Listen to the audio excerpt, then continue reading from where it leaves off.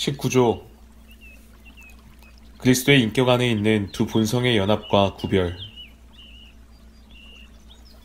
우리는 이 수태로 인하여 성자의 인격이 인성과 나뉠 수 없이 연합되고 연결되었음을 믿는다.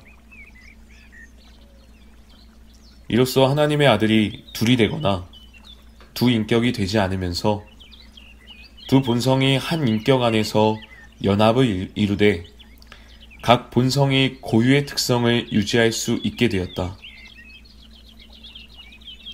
그때 신성이 시작된 날도 끝도 없이 하늘과 땅에 늘 충만하며 창조되지 않은 상태로 항상 유지되었듯이 인성 또한 그 특성을 잃지 않았으며 시작된 날을 지닌 유한한 본성으로서 진짜 몸에 속한 모든 특징들을 지닌 피조물로 유지되었다. 성자께서는 부활을 통해 이 동일한 불멸성을 인성에 부여하셨음에도 불구하고 자신의 인성의 실체는 변화시키지 않으셨는데 우리의 구원과 부활 모두가 그분의 몸의 실체에 달려있기 때문이다.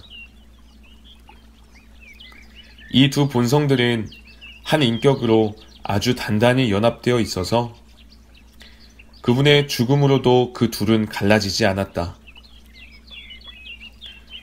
그러므로 그분께서 죽으시면서 자신의 아버지의 손에 맡기신 것은 그분의 몸에서 분리된 참된 인간의 영이었다. 그러나 그 동안에도 신성은 항상 인성과 연합되어 있었으며 심지어는 무덤에 누이셨을 때에도 그러하셨다. 얼마 동안은 분명히 드러나지 않았지만 그분이 갓난아기였을 때도 그분 안에 신격이 있었던 것처럼 그분 안에 신격이 존재하지 않았던 적은 한순간도 없었다. 그러므로 우리는 그분이 참 하나님이시며 참 인간이시라고 고백한다. 그분은 죽음을 정복할 능력을 지니신 참 하나님이시며 자신의 육신의 연약함을 따라 우리를 위하여 죽으신 참 인간이시다. 성경 본문 마태복음 16장 13절에서 20절입니다. 이 부분에서 살펴볼 중요한 질문은 다음과 같습니다. 예수님은 누구신가? 여러분은 이것이 너무 단순화된 질문이 아니냐고 생각하실지도 모르겠습니다. 분명히 여러분은 예수님이 누구신지 알고 있을 것입니다. 그렇지만 이것은 이상한 질문이 아닙니다. 왜냐하면 주 예수님께서도 같은 질문을 제자들에게 물으신 적이 있기 때문입니다. 사람들이 인자를 누구라고 하느냐? 예수님 당시 온갖 종류의 대답들이 존재했습니다. 어떤 이들은 세례자 요한이라고 하고 다른 이들은 엘리야라고 하고 또 다른 이들은 예레미야 또는 선지자들 중에 하나라고 합니다.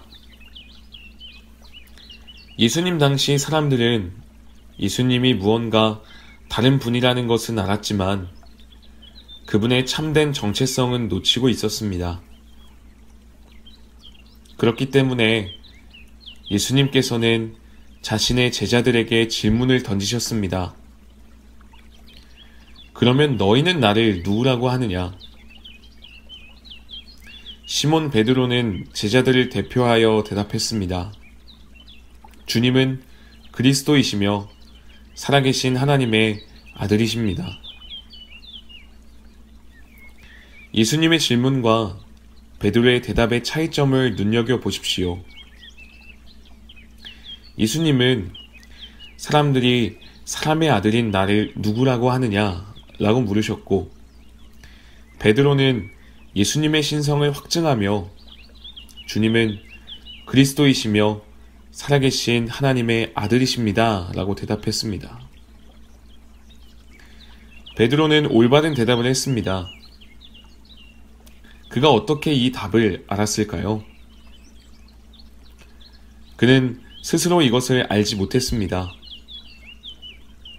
예수님께서 알려주신 대로 하늘에 계신 아버지께서 이 진리를 베드로에게 가르치셨습니다. 육과 혈로는 이 진리가 계시될 수가 없습니다.